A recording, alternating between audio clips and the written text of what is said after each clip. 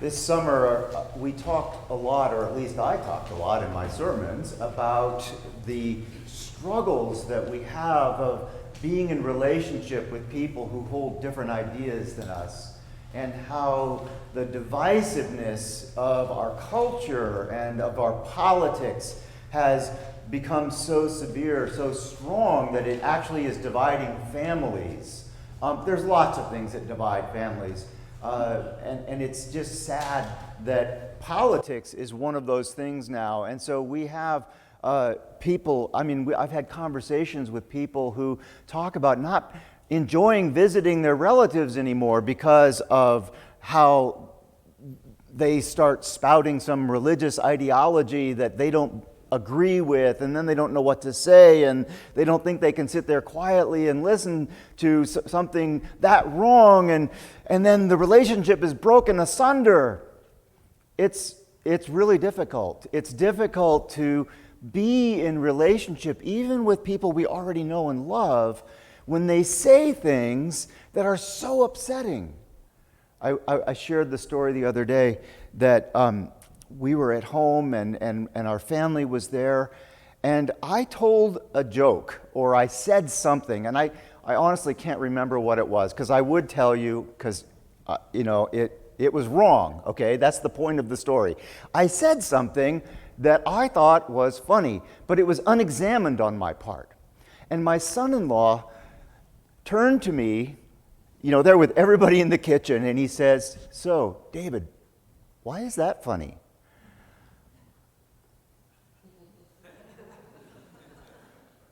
I guess it's not.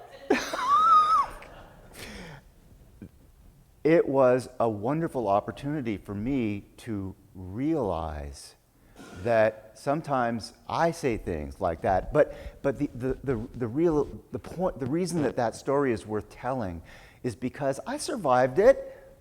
I was okay. I was a little bit embarrassed, right? There was a moment of, oh gosh, I just said that, didn't I? Wow, that really is racist. I can't believe I said that, or whatever it was. It was one of those categories, and it really was. And I just hadn't realized. And I survived it. And my son-in-law have a strong relationship. In fact, it's stronger now because he knows that he can call me on something like that. Well, here we have this story today of Jesus tells this parable of these two people who are praying very, very differently. And it's a beautiful illustration of two completely different ways of entering into life, right? On the one hand, you have this Pharisee, and he's a devoted religious person who is publicly pious, and he's there praying, "Oh God, thank you that I am not like these other people." The choir is always the people you want to point at when you're going to give an example like this. I know, because I sing with them. I'm in the choir. They are troublemakers. Thank you, Lord, that I am not like these other people, rogues and thieves and etc., right? And even this tax collector. And then on the other side, you have the tax collector, and Jesus says that he didn't even look up. He just sat there beating his breast saying, "Oh, Lord, forgive me, a sinner." And he didn't even have the courage to actually face the holy and ask for forgiveness. He just came with his head bowed. And Jesus says, well, the one who humbled himself is the one who went home forgiven or went home righteous. And those who humble themselves will be uplifted, and those who do not humble themselves will be brought low, is how the story ends. And it's a powerful story, and we get the clear message about the importance of humility, of being willing to be humble, like to hear a correction when someone else gives it to you or calls you on something. But what I find fascinating about this story is to look at the perspectives of the two characters in the story. You have the Pharisee on the one hand and the tax collector. Now, what we know about the Pharisees is that they were a movement, okay? Not so much an organization, but a movement within Judaism in the first century and beyond. And in fact, many people will make the argument that the Pharisees, that those teachers who were part of the Pharisaic movement are what led to and became the rabbinical movement or the rabbinical practices of Judaism today. So they believed that by obeying the law very, very carefully, that they could bring about God's blessing, that God's kingdom would be experienced and realized if we would just obey the law of Moses. And then on the other hand, you have this tax collector, and he is, a well-identified rogue, a well-identified enemy of the people, a collaborator with Rome who makes his living off the backs of the suffering of others, right? Quite a contrast. But how can we learn from these two characters in a way that allows us to go back into the living rooms of our families that don't watch the same news programs that we watch, that don't believe the same political messaging that we believe, right? How can we learn from this and move into better, deeper relationship? And I think that there's a notion of the story that each of those characters are telling themselves. There's what's called a deep story, and it's the story that they use to interpret their world. And on the one hand, you have the Pharisee, and he's interpreting his world from his perspective and really devoted to the obedience to the law of Moses. And on the other hand, you have the tax collector, and he's telling this story of himself that you can't fight Rome. You got to be a part of the system, or you're just going to get ground up by the system or whatever. I don't know his actual story. But the stories themselves are what put them at odds. Their way of looking at the world were just incompatible with each other, all right? And Jesus calls on us to adopt a new deep story. The new deep story that Jesus calls us to is one of love and relationship.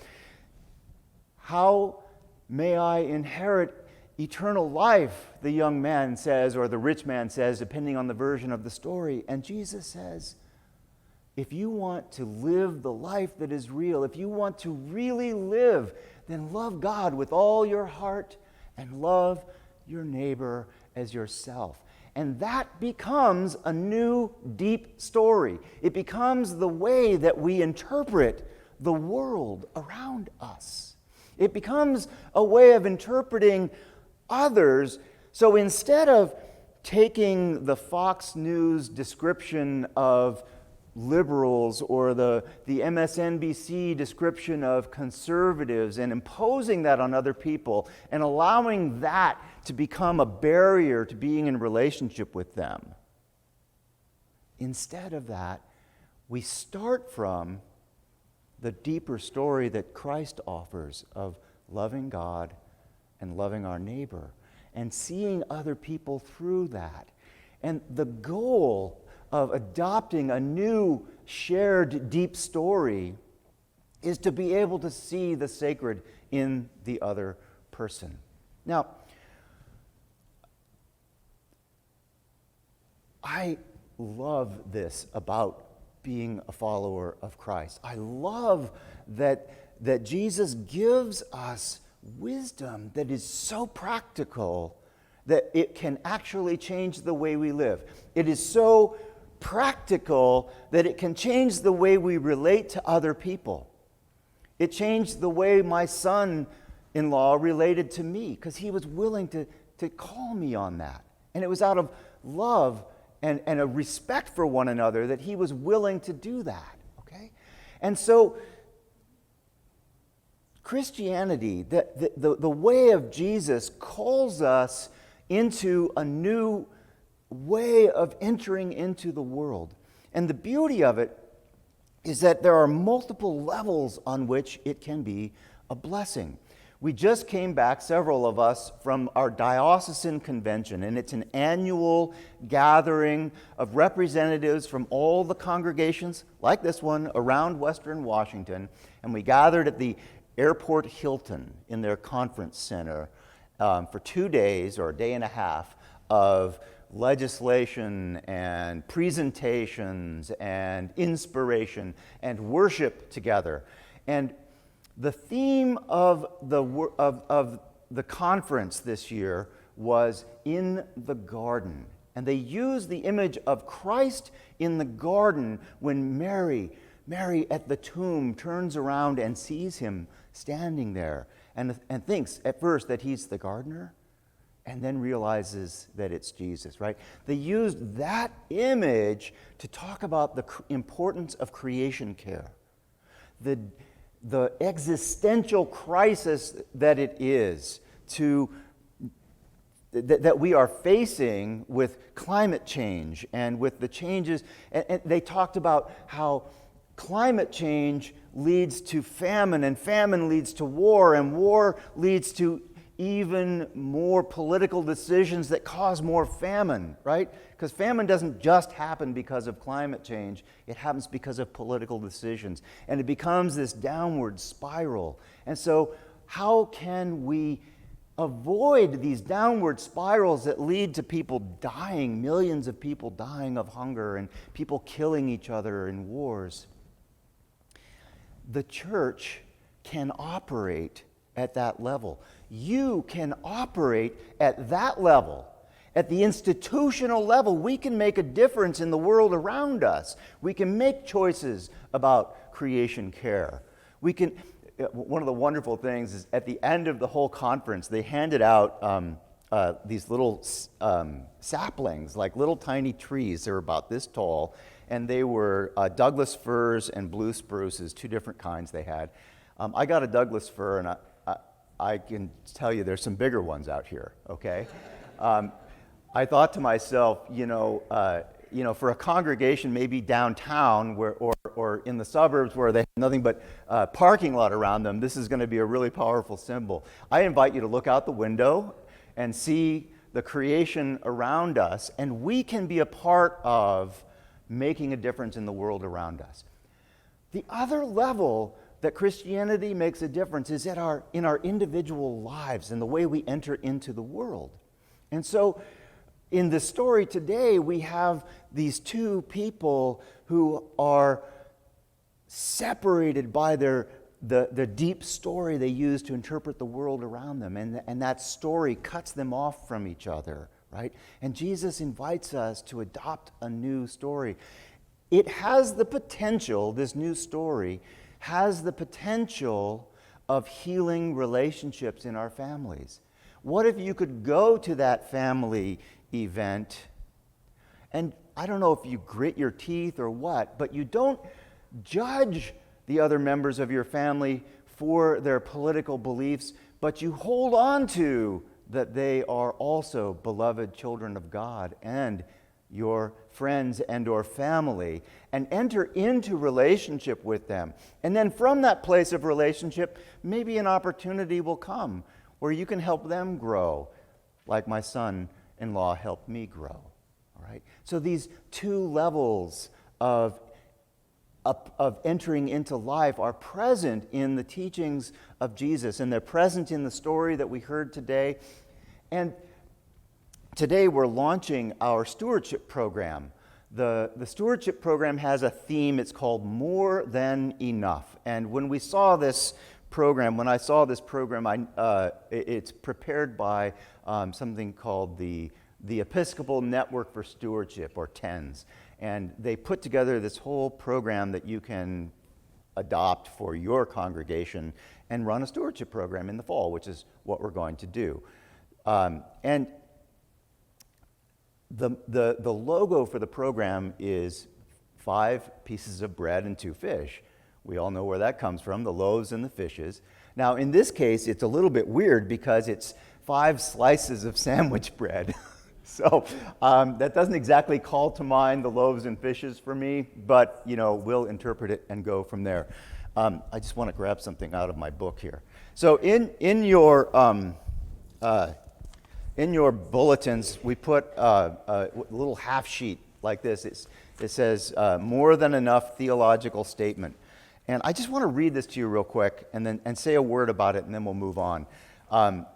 This is the theological idea behind the program that we're going to use over the next several weeks. When Elijah meets the widow of Zarephath, as the story is told to us in 1 Kings, he asks to be fed from the very last of her stores.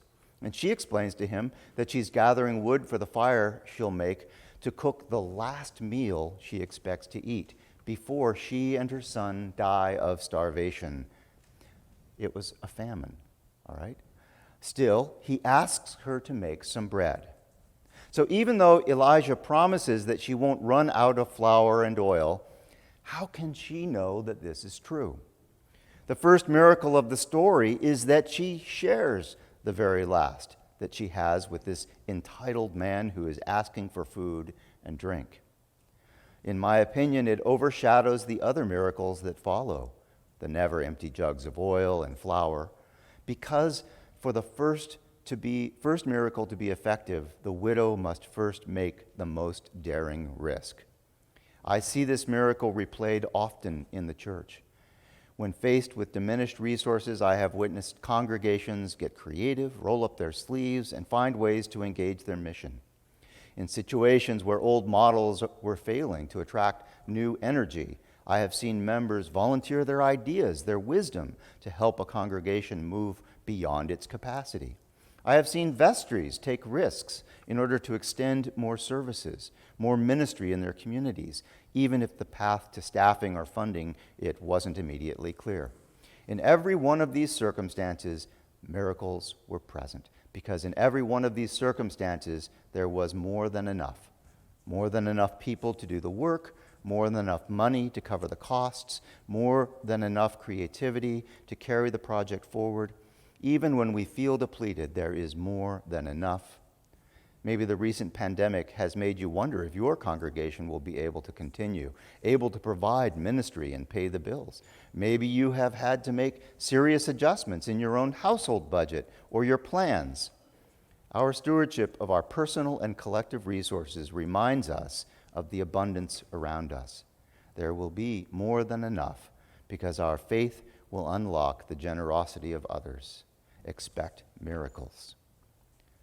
Now, what I love about this is that